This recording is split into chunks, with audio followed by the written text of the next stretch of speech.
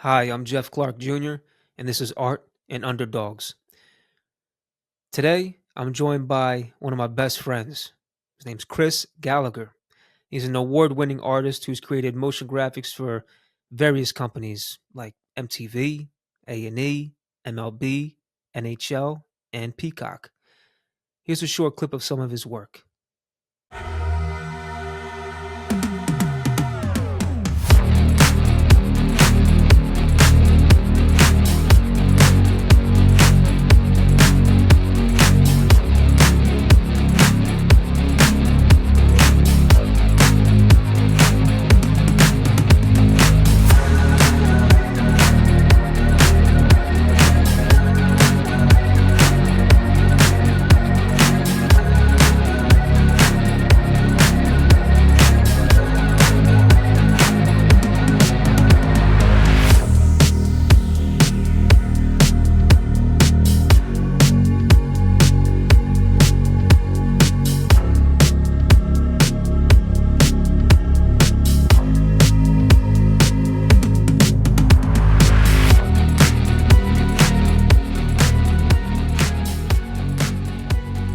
Chris Gallagher, welcome to the show, man. Hey, thanks for having me. It's been a long time, buddy. Really hasn't. We talk like multiple times a week, at least. So just to give everyone kind of a backstory, a background about us. So Chris and I should say CG, your nickname CG. Chris and I met in 2001 at the Art Institute of Philadelphia. We were both going there for media arts and animation degree. We were both freshmen, and we had a visual communications class. It was September 11th, 2001, and this kid comes running in, and he's late for class, and he's like, "Hey, like uh, the the World Trade Towers got hit by a plane." And we were like, "What?" We're just looking around, right? And the teacher was just like, "Sit down, please. You're late." She just didn't think anything of it. And I remember, we just kind of brushed it off. Everyone was like, "What? Really?"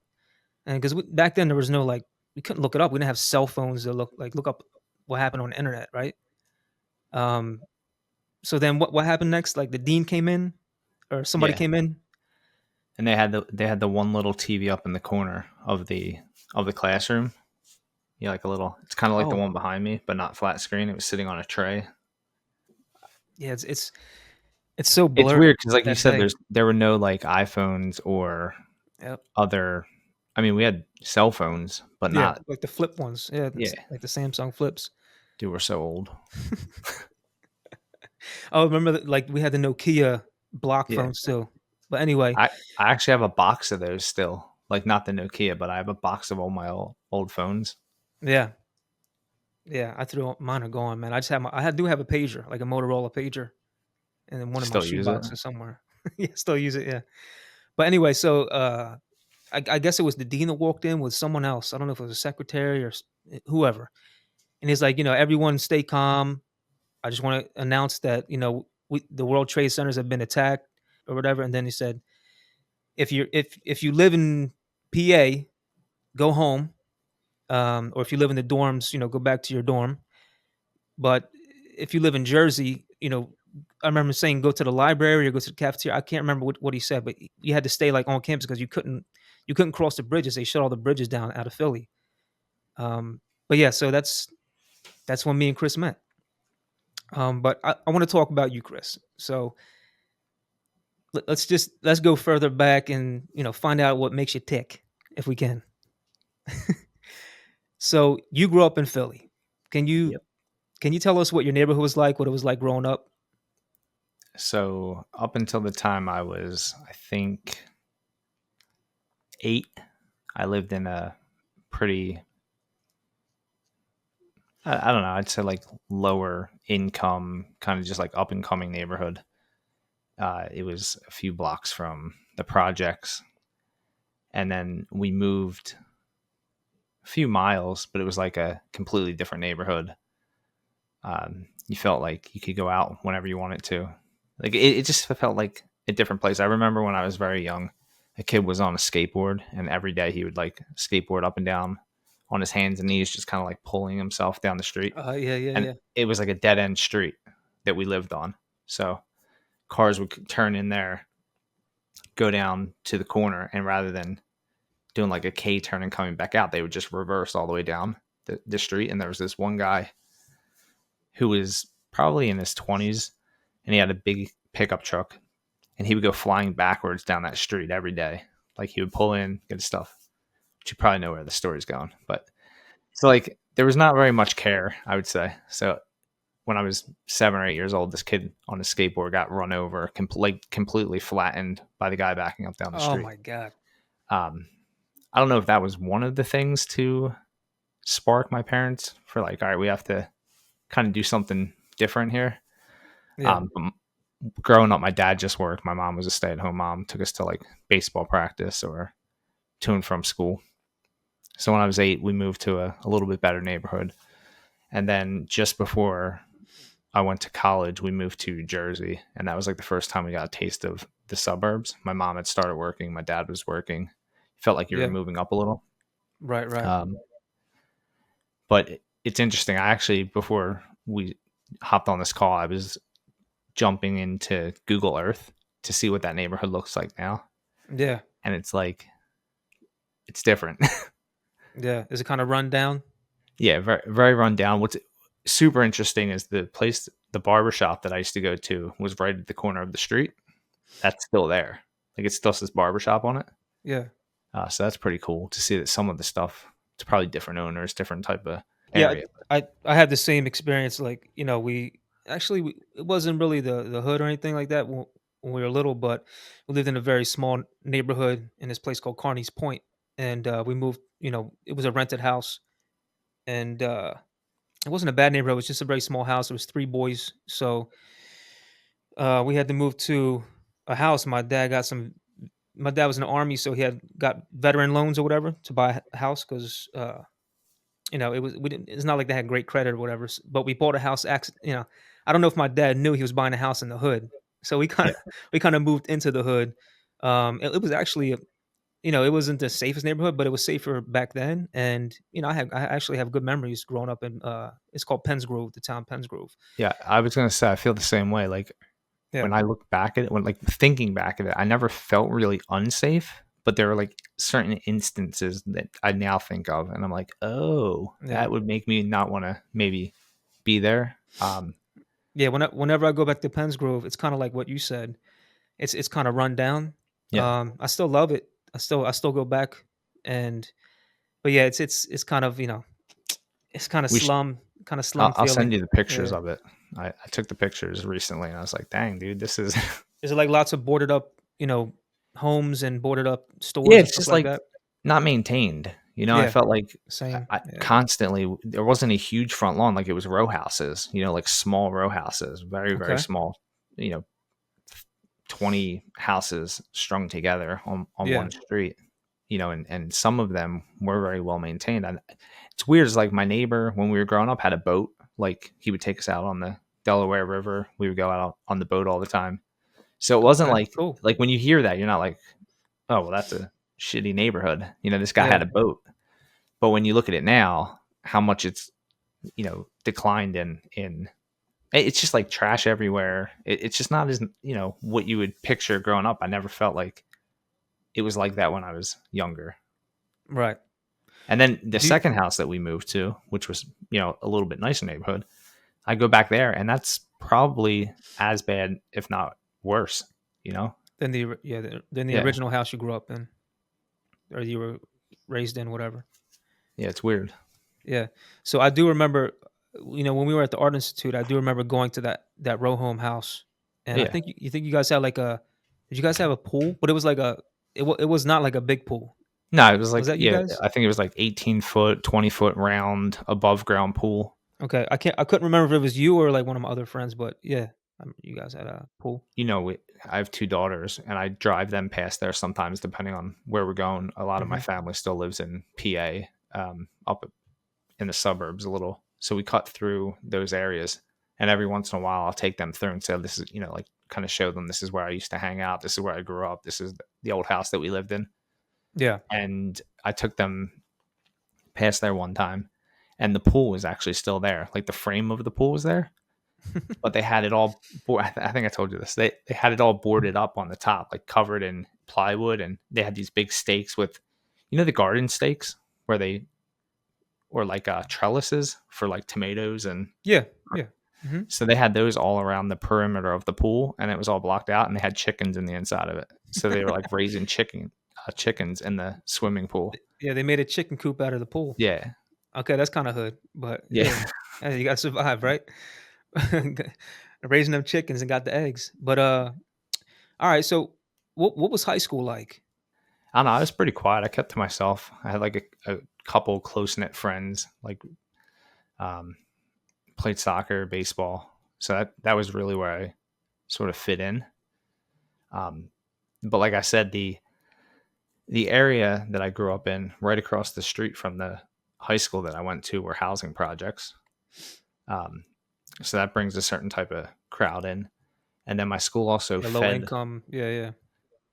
They also fed in a lot of kids from different neighborhoods because this was like a little bit of a better school. It's actually a parking lot now. It doesn't exist anymore. They knocked it down a few years after I left. But um, I remember the last 2 years, maybe junior and senior year, they installed metal detectors. In junior year, they would do random like searches. So Mhm. you could generally go in any door when you went to class, but every once in a while, every like quarter or twice a quarter, they would funnel everyone in through the gym, and then had portable metal detectors and take pagers and drugs, and anybody that had over a certain amount of money got pulled into the principal's office and asked why they had the amount of money that they had. Yeah. And then my senior year, just about every other weekend, there were two like rival groups of people that would just fight. And at one point in the like during lunch, some kid pulls out a machete and they started fighting in the in the cafeteria, flipping tables and like trying to Mhm. hit people with a machete. So that was Yeah. like, this is this isn't like the best school. But No, doesn't sound like it, but so my that's a but what's crazy crazy, story. so my younger brother went there also, but he went there for 2 years.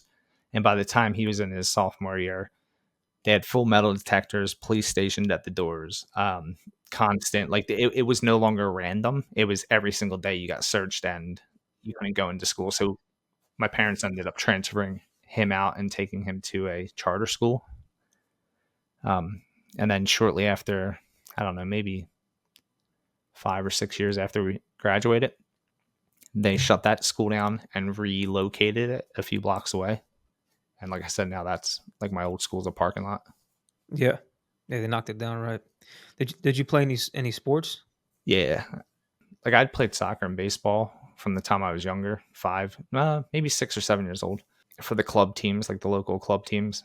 And then when I went to high school, I was like, well, I'm a freshman. I'm just going to try out for the JV team. They probably have a lot of better players. Didn't have too many. I didn't have too much confidence to just go try out for the varsity team. So the first game of the season was JV was playing first, and then following that, varsity would be playing. And the coach for each team, or maybe the assistant coach, he was at the games.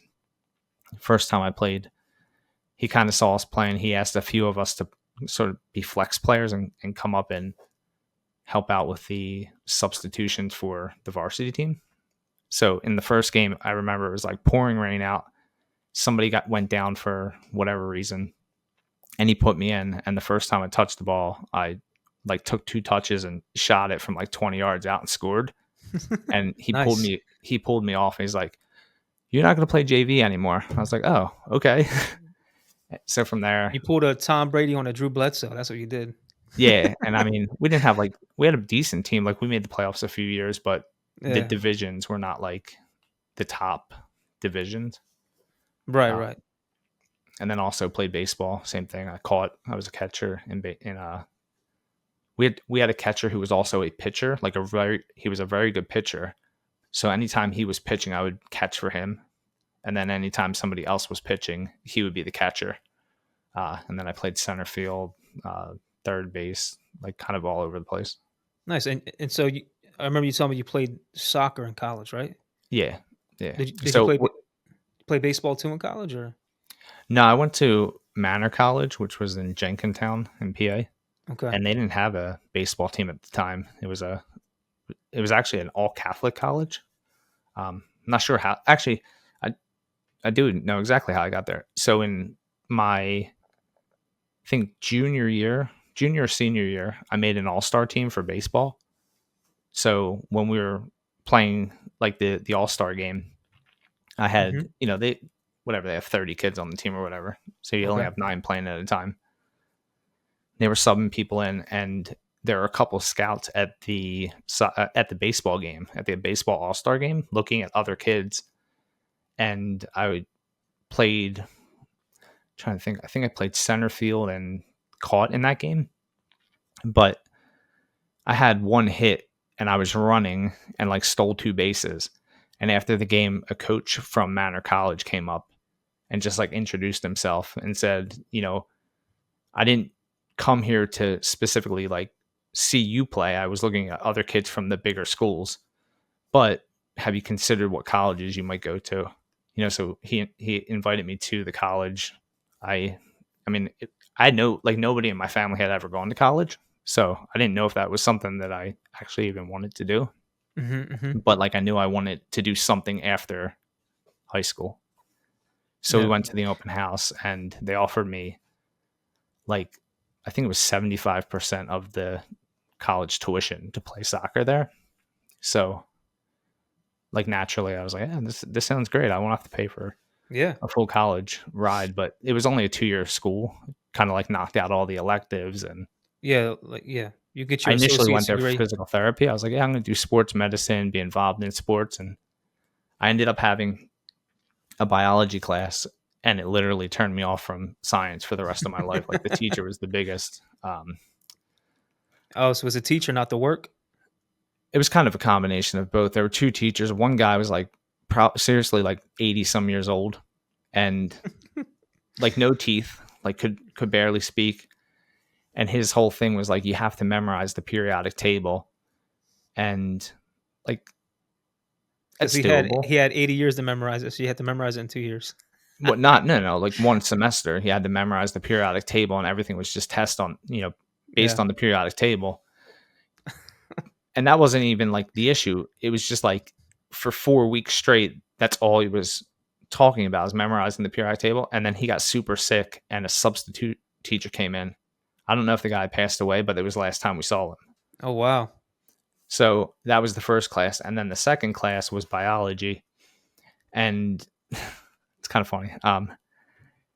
I would endlessly just doodle in my like on the side of my sketchbook, or sorry, on the side of my lab book, like, and I would treat it as a sketchbook. And he would come around and see that I was sketching on it, and then make like an example out of it. Like, you're not paying attention, you're doodling, you're not doing the work. Yeah, yeah. But what was actually happening is he would take the first 30 minutes of class and talk to us about why people out in the lobby or in the parking lot were drinking out of styrofoam cups or smoking cigarettes or polluting with straws. And I'm like, dude, like, So what, he was complaining, or? yeah, that he would just like why you shouldn't drink out of styrofoam cups and why people shouldn't Oh, smoke and because why. of the yeah.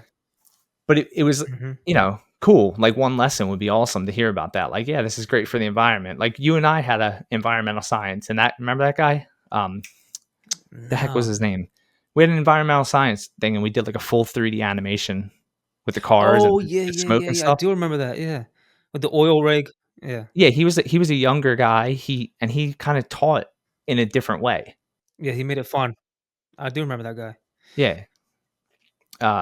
But this teacher, class after class after class, he would just pick people out and say like, Jeff was outside drinking out of a styrofoam cup. What do you think about that? I'm like, I don't care, man. Like, I want to just learn about like, It's kinda like now, right, where they're ma in Jersey anyway, they took away the plastic bags, but everything else is made of plastic now. yeah, It's like, all the Starbucks cups and, all the packaging. It's like mostly plastic, but it's like you can't plastic bags.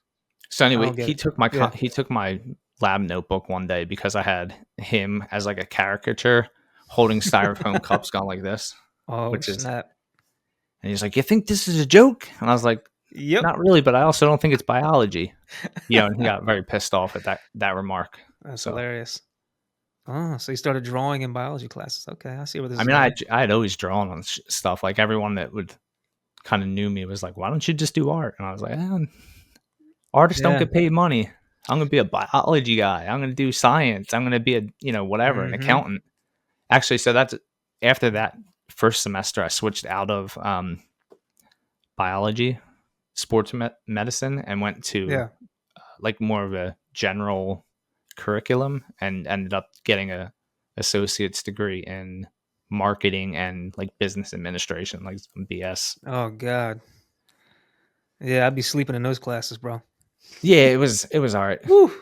But what's funny is like switching out of those classes, you had a couple computer classes. Like we had a C plus class, so we had to Okay. learn a little coding. And in that class is actually the first time I had ever used a 3D program. One of the guys that was in there, Okay. this kid Manny, he asked if I had ever used, because I like he had seen all the drawing stuff that I was doing, and he asked if I had ever used 3D Studio Max, and I was like, I have Mm. no clue what that even is. And he knew how to like crack programs and install it without paying for it. Yeah, like the bootleg programs. Yeah. Yeah, so he gave me a CD, told me how to install it, and like that was my first introduction into doing like any sort of 3D work. That's your Yeah. first introduction into felonies. Yeah. Yeah, so from there, now I just crack and hack. Exactly. So that was your 2-year college, right? Did you Yeah. have any what kind of jobs did you have growing up? Like, did you have any jobs in high school or college in the 2-year? Oh yeah, dude. Like I joke with my kids now. My daughter's 16 and 12, the two of them. Yeah, And I'm like, when I was 13 years old, I was working. I was delivering newspapers. So same here. Yeah.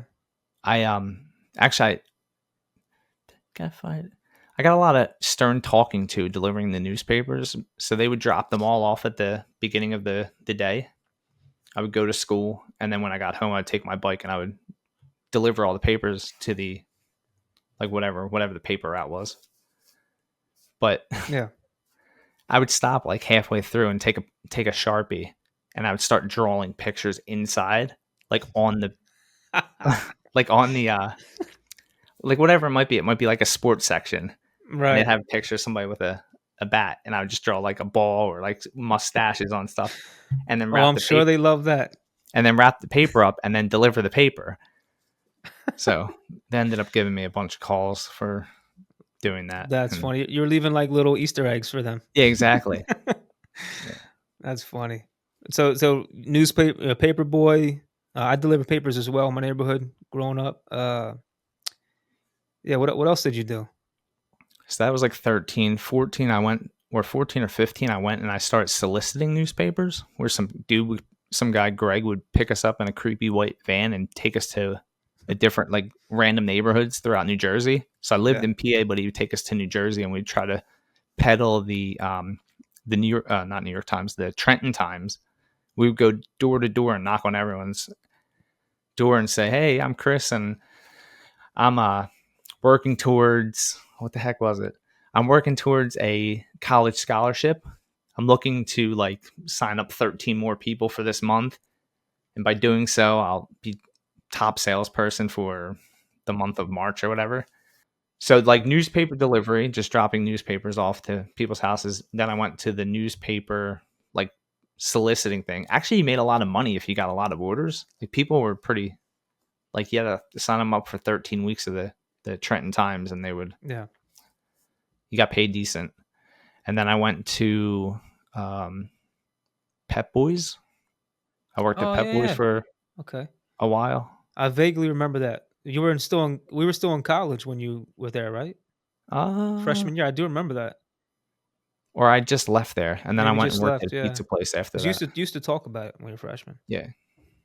So I worked at Pep Boys, a Yeah. pizza place, Best Buy. Best Right. Buy when we were in That's fine. college, that was like the main thing. Mhm, mhm. Um, I remember you telling me you should buy some shares. Should buy yeah, some shares of Best Buy, man. would have worked out for you. I know, seriously. When did you know you wanted to be an artist? Like, when you were in that 2-year college, right? The Catholic college or whatever? At what point did you say, "Oh, I wanna be an artist now?"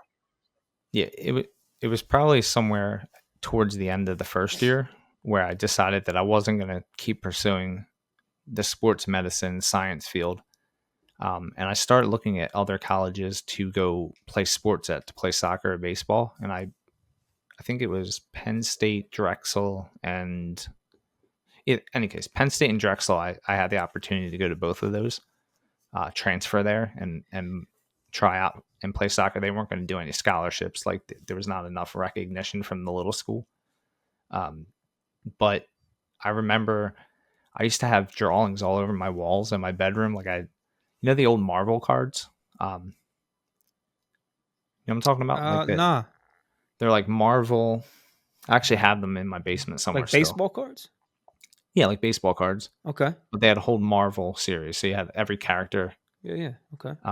So I would take those cards, like whichever ones I liked, and I would draw them like life size on my bedroom walls, and then color them in. And one day my Like uncle came over and he was looking at, he's like, "How's college going? How are you doing with whatever?" And I was like, "Oh, check out my room. I just did all this stuff." He's like, "Why are you wasting your time?" He's like, "Just do that." And I was like, "That sounds good, but that is not like a job that I've ever heard of." Like, yeah, yeah. actually, just this is sort of a tangent, but I just saw, what was it, Wednesday or Thursday, that Adobe had released their 20, like After Effects R25. And I was trying to think back when we started school, like what version we were using. I think it was 4.1 maybe or 5. Yeah. And I was like that field was so new. Yes. So after he said that to me, I started looking, I'm like, well, I don't think like I don't do like a style that's comic book. So I don't think I would ever want to be a comic book artist. And then Yeah. I think Toy Story had just came out, like 1990 something. What year was Toy Story? Like the first Toy Story. Yeah. It was in the '90s for sure.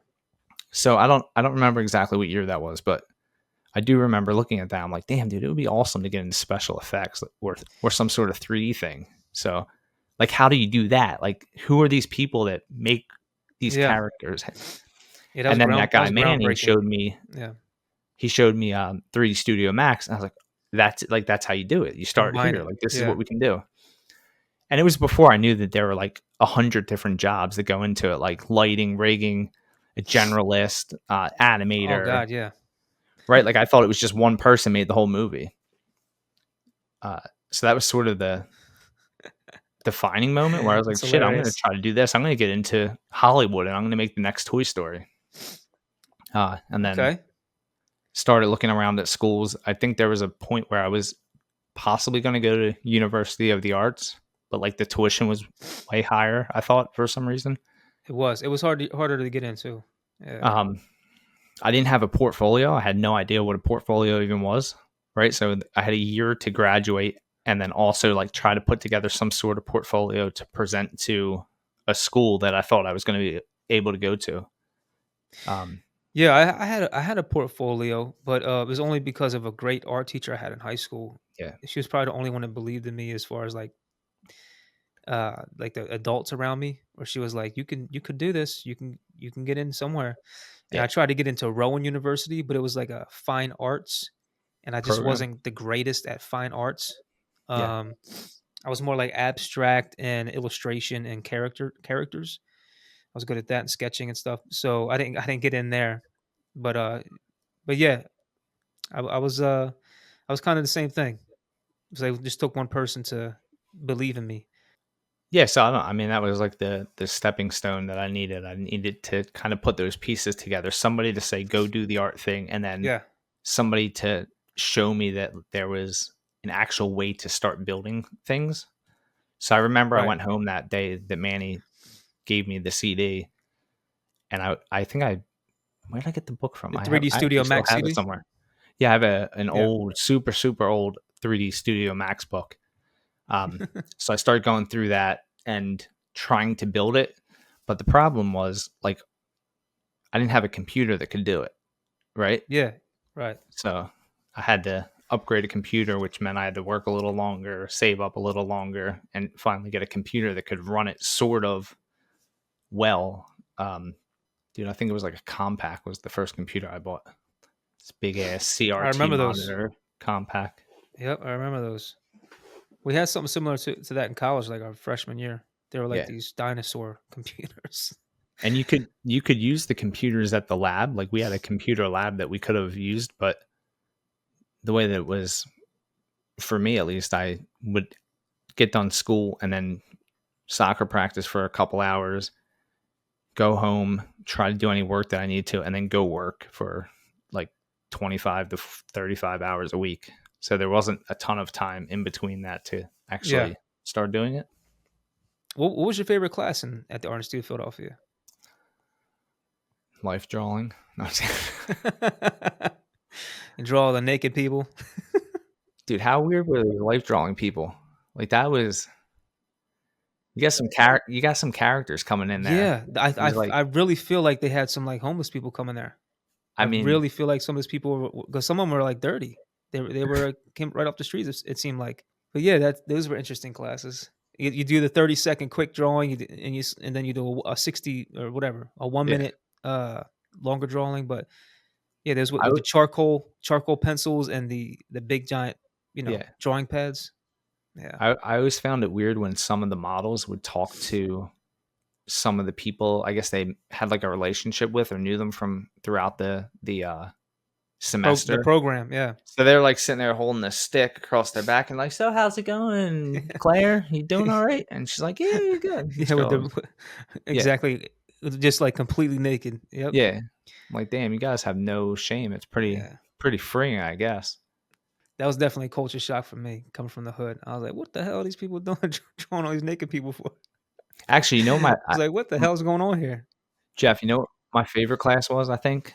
And it wasn't because I was good at it at all, but the teacher was pretty good. And some of the people that we met in that class, uh, it was Colin Merlot. He was the animation one or two traditional animation Like cell animation. instructor. Yeah. Remember that guy? Like super long hair. I don't think I had him. I had 2 females actually. They were pretty good.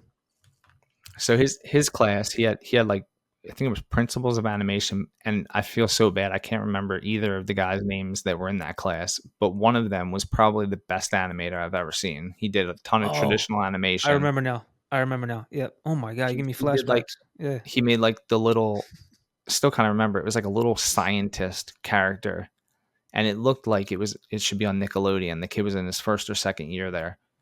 Um, and then the other guy was a fine artist, and he could just like capture any figure better than I've ever seen in like 10 seconds. Like his life drawing and then his fine art was just unreal. Yeah. There were definitely some very talented people there. And then there was also students there who were just spending mom and daddy's money, you Dude, know. it was And then, obviously they didn't make it. Some of them did make it. Some of them were actually really good artists. They just didn't carry yeah. through into a career with it. But some people We in there were just screwing around. we got to shout out our our Hollywood mask maker buddy, Mikey. Oh yeah, yeah. Mikey He does. Ratelli, right? Yeah, Rotella. Rotella. Yeah. He was on Face Off and Sci-Fi. Yeah. Yeah. I think he was only at the Art Institute for what, a couple semesters, if that. Yeah, Um, I mean, it's but cool he to see was some people that had so much success. Like he had yeah, always done amazing work, and then you see him 10 years later, and his stuff is just yeah. unreal. He's a beast. Absolutely. I haven't talked to him in a while. Haven't said anything Yeah, to him in a while. He was on Instagram for a little bit, but I don't know. that class was good though, the animation class, and then I remember having a lighting class with Bomberman. I think. Do you remember him? He did life drawing, Yeah. lighting, Yep. super. He was a super talented fine artist. Also, I remember he brought his Yes. portfolio in and he had tons of glass work in there, like painted. Like he would draw objects that were made out of glass with like the reflections and trans um, reflections and transparency, like just unreal how he captured it with Yeah, like like a pencil. photorealistic. Like what the heck, dude? This Yeah. is insane. When you were approaching your graduation, we graduated together, but as you were approaching graduation, what what was running through your mind? Were you kind of like nervous about graduating? A little uncertainty. I'd always grown up and lived in this area, like the tri-state area, but when I what was it? Our third quarter? Was it the third quarter that we had to do internships or second quarter? Can't recall. I think it was the third or fourth quarter of our senior year, like our Yeah. graduating year. We had to do an internship. So I got an internship up at MTV, and I mean it cost me so much money just to go to and from this internship. And that was probably the most beneficial part of going to school, is because the folks that put together the internships at our school are the people that got us on the list of candidates to be able to intern at MTV. And Yeah. I think without that, like everything would have been different. But while I was interning, I got offered a job right out of school. My creative director basically said, like, if you're willing to learn a program called Softimage XSI, which was a 3D program that they were using at the time, and it kind of doesn't exist right now. I think it's still sort of around, but it got acquired and sort of It's not used. decommissioned a couple Yeah. years back. You don't hear about it too But the much. guy, the guy that was my, I guess, motion director at MTV, he was a huge XSI guy, and he taught me different stuff every day on how to use it. So I went and learned as much as I could, and as soon as I graduated, they asked if I wanted to come work there. Yeah, So I what I wasn't too like nervous about graduating, but also I was terrified to continue doing that commute from my house there. Because yeah. I had How long was the commute? oh super commute, dude. I probably spent more time commuting to and from MTV over the years and MLB than I did anything else. Like it was easy an hour 45 each way. Yeah, from Central Jersey, right? At the time. And I mean MTV's in Times Square. It's in Yeah, so I Pennsylvania. would So, go from just about Philly, right? yep. I live 10 minutes, 15 minutes from Philly. I would go in the morning, 7:30 in the morning, 8 o'clock. I would hop on the River Line, which was a light rail that was kind of close to where I live. Yeah. But even that was like a 15-minute drive. Hop on that, assuming you didn't miss any of the stops or there were no delays. That was like a 45-minute commute from my house to Trenton. And then from Trenton into Penn Station was like an hour and 15 minutes, maybe like 50 minutes if you got a certain express train, and a 10 block, 12 block walk from Penn Station to Times Square. Yeah. And It's then a the lot. same thing reversed. But when you're young like that and you get those opportunities, you just you don't care, Yeah. right? It's like, You don't have a big family yet. You don't have, you're right fresh out of college. You take anything you can get. yeah. But like the salary sucked. Like it was so, I think about it now, it was like 38 grand or something, 40 grand a year out of Yeah. right out of college. And I was like, man, this is all right. But it was just like an entry level job. What was your role at MTV when you first started? And kind of like walk us through how long you were there and how you moved up and just about your time there. The first year was, well, the internship would be the starting point. So that was mainly just helping with anything that they could do. It was whatever, any project that somebody needed work on, I would kind of assist. It was more just learning. Like they were very good with teaching us, you know, uh, teaching us programs. So I learned After Effects better than I had at school, Photoshop, Illustrator, a little. Uh, I got a little bit of hands on with shoots, so you learned how to go to a set. There was one at a bar one time, they had all kinds of crazy lighting. They shut down the whole bar. We had extras and, different people producers, like things that we never really talked too much about when we were at school. You know, it was more Yeah, just like the animation part. So you got to see a lot of the behind the scenes stuff. And then after I took the job there, the first year I worked full time, they put me on the VMAs to work. So I got to work on the VMAs, flew that's out to awesome. Miami, worked in a trailer like attached to the stadium down in Miami. Oh yeah, I remember that. Wasn't there like a Well, tropical storm or yeah, what something? was it, Katrina or Oh my god, yeah, that's right. was it Katrina? What was the It 2005? was it was like a tropical storm. I remember you telling me it was like a I don't know if it was a hurricane or a tropical storm, Yeah, no, it was a hurricane. It was like a big hurricane too. It was Katrina or but that's when you're in the trailer. yeah. So we were in the trailer that night when it was like starting to roll through Miami, and we had to evacuate and go stay in the hotel. And then the following morning, it had gone completely through, but the trailer was filled with water. So like we had Mac Pros, and like a couple of them Oh, had water in the bottom, so they had to send those off, that's and crazy. we had two less machines that we needed to work with. But yeah, that was kind of like the first. I don't know. It was exciting. You're at like the VMAs. Like we were working on set, doing all the graphics packaging for in like in the stadium, Yeah, and then all the ancillary graphics that you would see on air.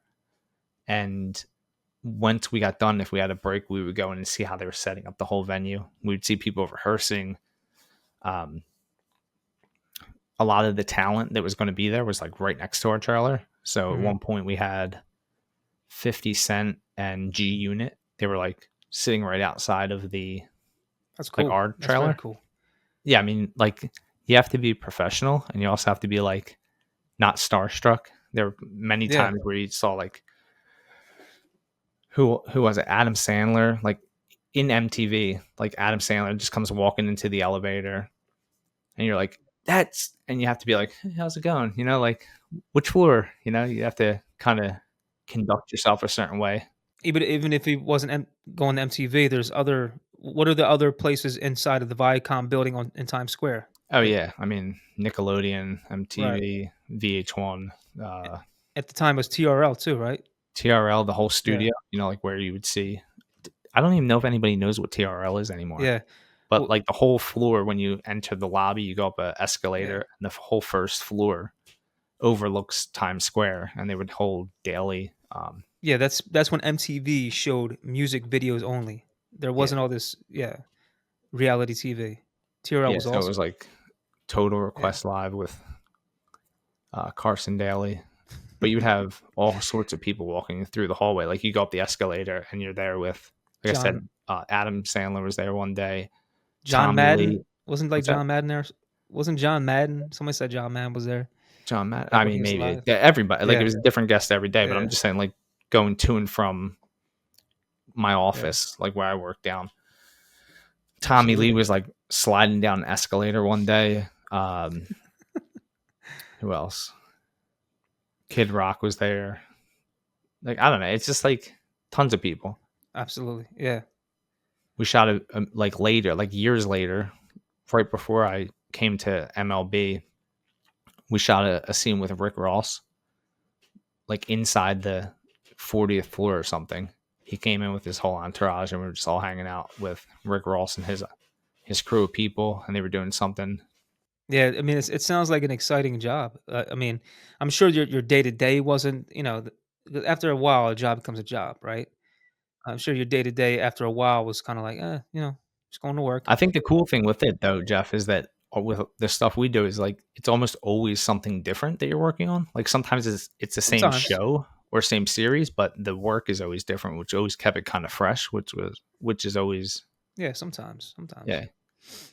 But just just experiencing those moments makes it fun too. Yeah. You know? I think the best thing I ever saw was we were well, there's two hilarious stories, but this one was when Justin Bieber had just gotten like pretty big, I guess. Hmm. The floor that we were on was, I think it was the 10th floor, and you could look straight down to the street, and you would always see these SUVs like Escalades pulling up, and they were always in two to four Escalades, so you never knew which one the talent was in. But somehow people Yeah. would get like a heads up that they were going to be there, and you would see thousands of people lined up on the streets. So Yeah. one day we knew that Justin Bieber was going to be there, and you look out the window and people are screaming, like the whole building shook with the cheers. So they had seen him come in. He did TRL, and then they also knew that the parking lot underneath the building exited on the one side, which was the side that we were on. So myself and a bunch of people were like looking out, seeing what was happening, and two Escalades pull out, and then a car kind of like went in front of one, so it had to stop. And a girl ran over, like a young girl, 13, whatever. She ran over to the Escalade and looked in, and she just started like convulsing, and she fainted right on the street. And Oh here it's my because god. Bieber was in the car, and she saw him through like his windows like down a little bit, but she literally passed out in the middle of the street. Just because she touched the car, like it wasn't like he grabbed her hand or like she said At anything to first, her.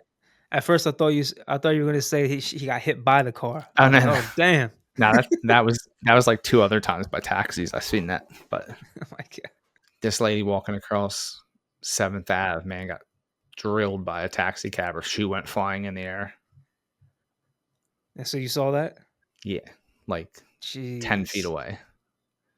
What did you do? Went over, called 911. There were like 8 people on their phones calling 911.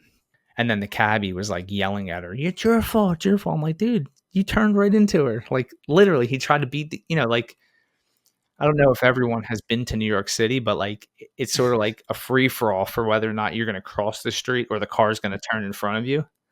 Um, so the cab was coming down, say 35th Street, making a turn, and she was trying to walk across 7th Ave. Does that make sense? Like Yeah. walk across 7th Ave or turn this way. Was she okay? I mean, No. she got drilled by the cab, but Yeah, yeah, was no, she? no. She like flipped up in the air. Her shoes went flying. Oh She wasn't. damn. She So she lived. was Like she was alive, but yeah, she she she got. just laid there then. Yeah, just Damn. making sounds that humans probably shouldn't make. You know, Ooh. Ah, that sucks. but Well, and then there was another time I saw somebody like I don't know, dude. be It's wild. careful crossing the street in New York. That's all I gotta say. Yeah, the shit you see just walking down the street, like blatant, like like fist fights in the middle of the street, like because people bump into each other. Yeah, Absolutely. I don't know. It's like it's Yeah. always wild. I had a homeless guy follow me like 8 blocks one time. What? Just It's so random. we just bumped into each other. And he's like, Oh, "Watch because you yourself." bumped into each other. Yeah. Like I was walking across and he was walking the other way and we kind of like clipped each other. Not Yeah. intentionally. It was just that you're in a huge crowd of people. And he just Yeah. was like, "Watch yourself." I was like, "Okay." And then I mean, and it's just started inevitable. walking. Yeah. Yeah, it's inevitable you're gonna bump into people in New Yeah. York. There's nowhere to walk. You know, it's like the streets are packed. Um, so yeah, I mean, with that said, um, you've been an artist for a long time, a motion designer, an artist, an art director. What kind of advice would you give these people coming up, these kids, they just have these big dreams to become an artist? What advice would you give to them? I guess don't be intimidated to just try something. Like there's so many opportunities now that we didn't have. Like we had to go to school to get access to a lot of stuff. I feel like you can learn the majority of those things on YouTube now, and there's tons of tutorials and like TikTok and Instagram and Snapchat. Like people giving little short tidbits of info that you can get.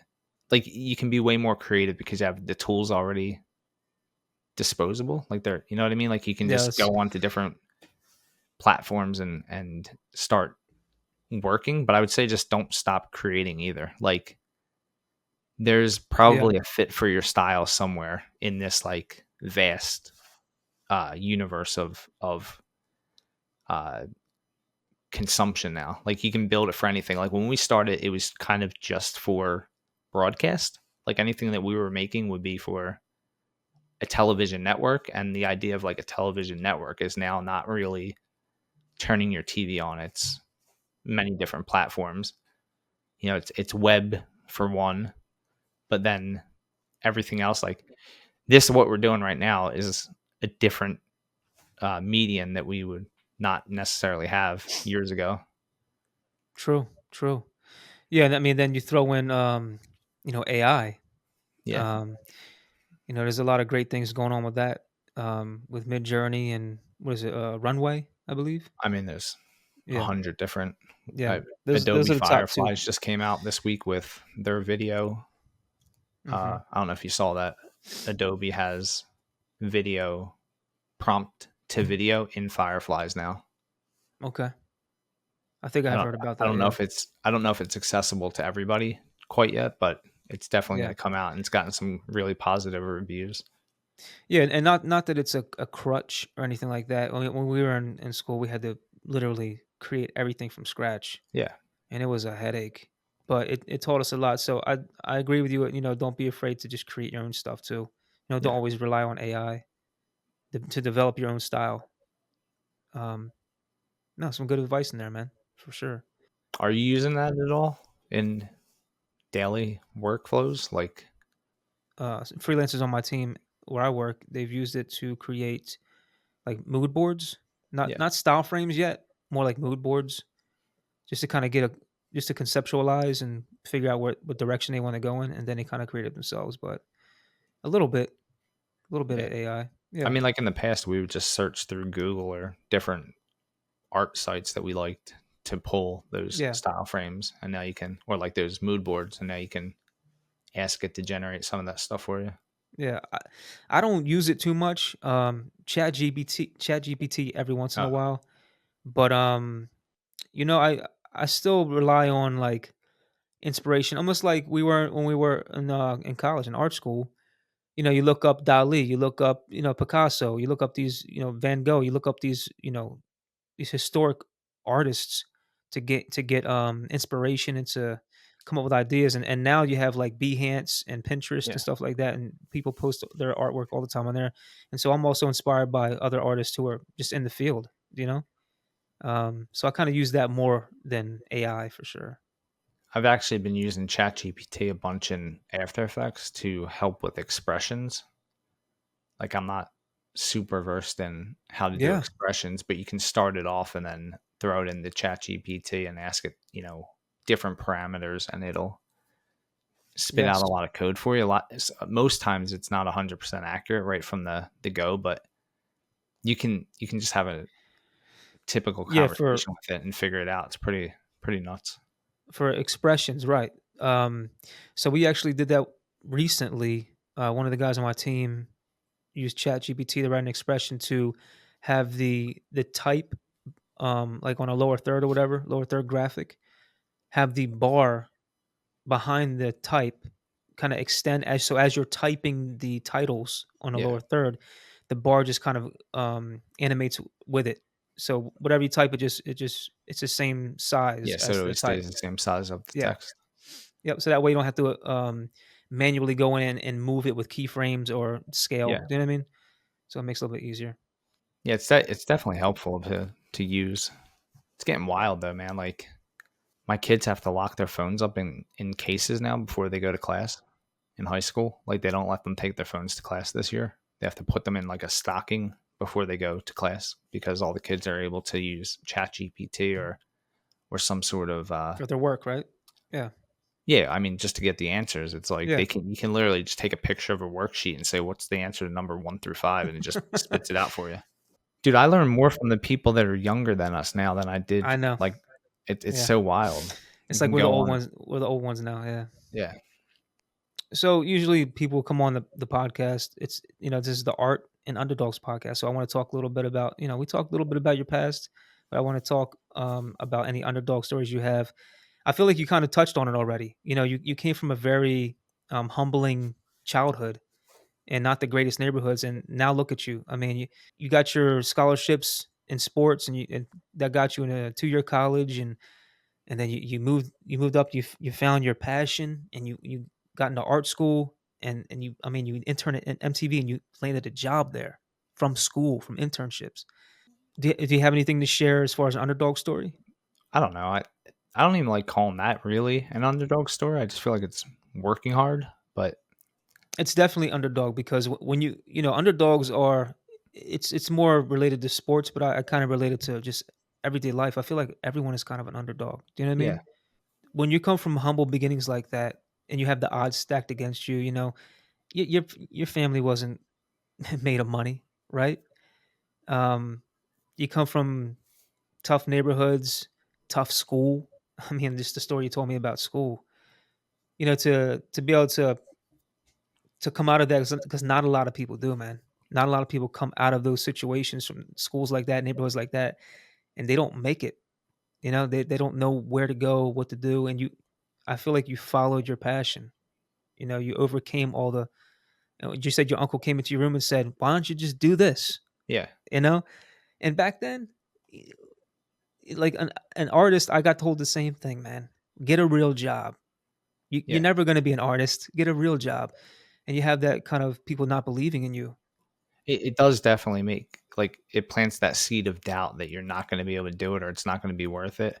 And to be fair, like a lot of people that we know that we went to school with, they didn't have the same opportunity. They didn't get the chance to do it.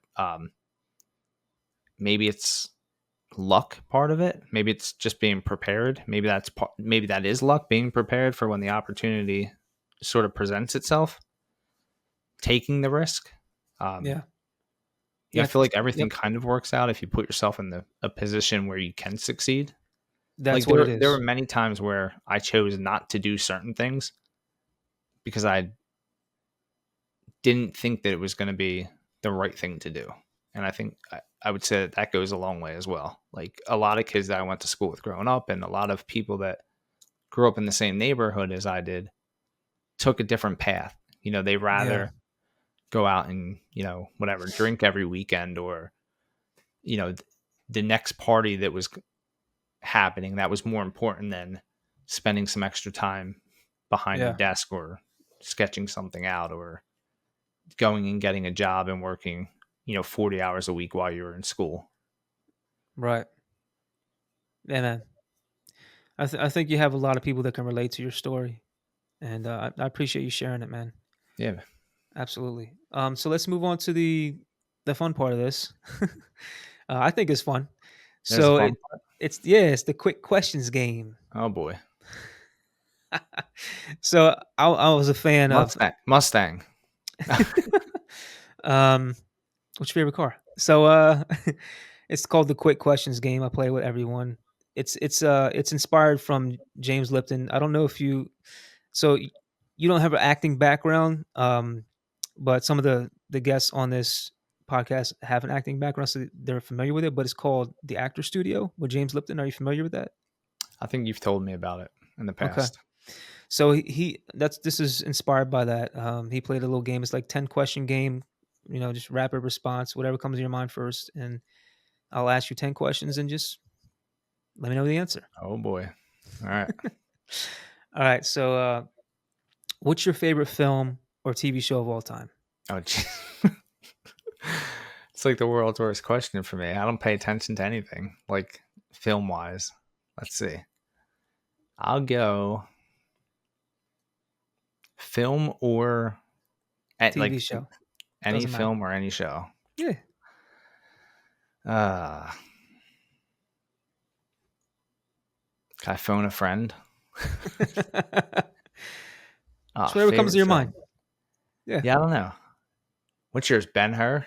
Is that Yeah. the Yeah. Damn right. It's Ben Hur. My Ben Hur? favorite film of all time. 1959. Charlton Dude, Heston. that's the weirdest film ever. You're insane. The story of Christ. All right. I love it. This is not necessarily my favorite film, but it's the one Listen, just spit it out, buddy. Okay. You're taking too long. I'm gonna say Toy Story, but only because at the time it was the first movie that I saw was like, I could do that. Like I saw There you that I go. have a 3D program, I have artistic abilities, and somebody just made an entire film out of this. So for no other reason than it kind of like sparked the confidence to be able to go and into a career that people were actually doing this. Nice. Listen, your answers are too long, buddy. You gotta calm down. That's I'm just kidding. the rest will be I'm just quicker. kidding. No, it's a good answer, man. It's a good answer. Who's your favorite artist? Jeff Clark Jr. Knock it off, buddy. Let's go. Come on, next one. Who's your favorite music artist or band? Jeff Clark Jr. I didn't know how you were such a big fan. Favorite. What was the favorite music Music artist? artist or band? Taylor Swift? I was gonna say Taylor Swift. Actually, that was like Lin Manuel. Wait, what? Hamilton, the soundtrack from Hamilton. It's my Okay. favorite, only because me The and my daughter musical. sing it. Yeah, Okay. musical. We sing it. We did sing it every single day. Like I could recite every song in that damn movie for you. Lin Manuel Miranda is that his name? I'm not sure. What's your favorite what's your favorite sound? You got a chip? The sound of crunching chips. All right. What's your favorite smell? Hold on one second. I gotta give you a good answer for this. Can you hear me typing? I can. All right. Is that Get your a click favorite keyboard. That's your favorite sound? Yeah, that's my favorite. Okay. Actually, I sent you the thing, right, with the ducks. That's my favorite sound, the duck keyboard. When you type it's like whack, whack, whack, whack, whack. Okay. Favorite smell? A newborn baby. Whoa, buddy. Where are we going with this? Specifically my kids, a newborn baby. Okay. All right. The smell of your own kid when they're babies is special. It depends on what time of day because No, you know it what could I'm have just talking took a about. shit. No, they smell I'm like joking. I'm joking. shampoo or like just Yeah, yeah. freshness. All right, ready? They don't smell like assholes. Okay. What's your favorite place to vacation? I don't really go on vacation. It's hard. Okay, so nowhere. Nowhere is my favorite place. Probably Ocean City or Wildwood. Okay, Just cool. because my family and I have gone there, like day trips and a couple like soccer tournament things, and it just brings back memories of all the things we've done over the years. Good answer. What's your favorite curse word? What the fuck? Okay, that's 3, but all right. Who But who do you look up to? Jeff Clark Jr. You son of a bitch. Who Who do you do I look look up? up to? Yeah, who do you look up to, man? Come on, gotta be somebody you look up to. I don't really have any super like idols that I like. Truthfully, No family members. yeah, I mean a little bit. There's like I would say I look at most people as examples of what I don't want to do, if that Okay, makes sense. yeah, it does make sense It's probably actually. not going to be an example that you get a lot, but it's like I can relate to that. there were a lot of people I used to look up to, and then they did stupid shit, and I'm like, oh, well, maybe I'll look at it the other way. Maybe I'll look at the people that don't do stuff and be like, I don't want to be like that. Yeah, makes sense. Who's someone you would like to say thank you to? Probably my mom and dad. I know that's 2 people, but my dad's dead. So Yeah, we like bumped heads a little, butted heads a little bit, but he was always working and supportive at the same time. Never really yeah, gave me too much shit. And I kind of sometimes feel like I give my kids a little too much shit, like trying to motivate them. yeah, Um, and now like when the roles are reversed, you kind of understand like why your parents do the things that they do, absolutely. you know? And it's Yeah, something that you don't usually tell your parents. Like you don't usually say, "Hey, thanks for, yeah, you know, being a little hard on me or raising me the way that you did." It's kind of more uh yeah. and then you don't get the opportunity to do it. So that kind of sucks. Last question. When you take your last breath and when you get to heaven, what would you like to hear God say to you? What the fuck? um no. Uh damn. That's pretty deep. How about you made it? You made it. Like we feel like we made it. Like it feels good to have a job and feel like kind of accomplished in the field that we've taken, like chosen. But it'd be pretty dope to die and get to the heavenly gates and then be like, you made it, dude. You're here. Love it. Because not like it's not guaranteed, right? Who knows? That's a whole Yeah, different discussion. Could be going somewhere else. yeah, that's true. Discussion for another episode of Art and Underdogs. CG, Chris Gallagher, thanks so much for being here, man. Where's the best place for people to kind of look you up and follow you? CGclick.com on the web, the World Wide Web. Is that what that's called? CGclick.com. And then on All like right, Instagram, CGclick, Twitter, CGclick, CGCLICK. there you go. Thank you so much for being here, man. This has been a Art and Underdogs episode with Chris Gallagher. We'll see you guys next time. Take care.